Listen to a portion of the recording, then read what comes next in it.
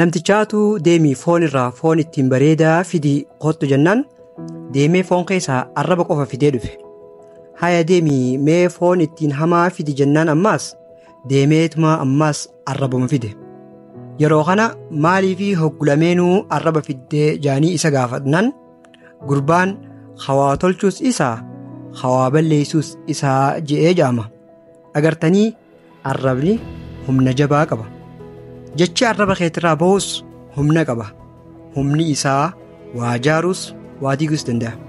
Kanaaf arraba kee jecha kee iddoo sirriitti fayyadame.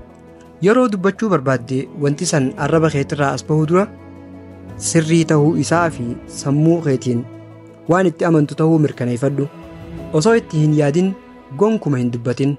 Hubadhu arrabni lafee hin qabu garuu lafee nama cabsa. Kanaaf jecha keetiin namoota eeggadhu. Hubadhu ammas addunyaan tun marroodha.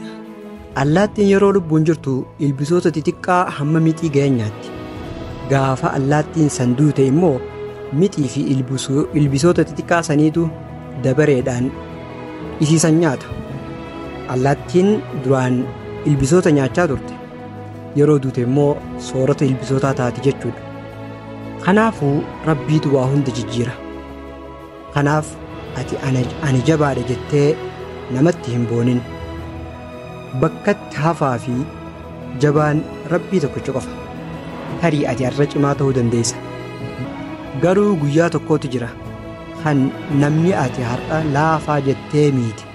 Namni ati har'a tuffattee irra ejjette dabareen isaa fiddee inni cimaa tahee dhufuutu jira.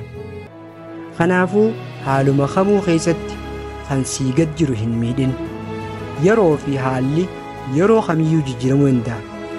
Ammaas ati kufe jettee hin yaadin. Milkaa'e jetteetis namatti hin boonin.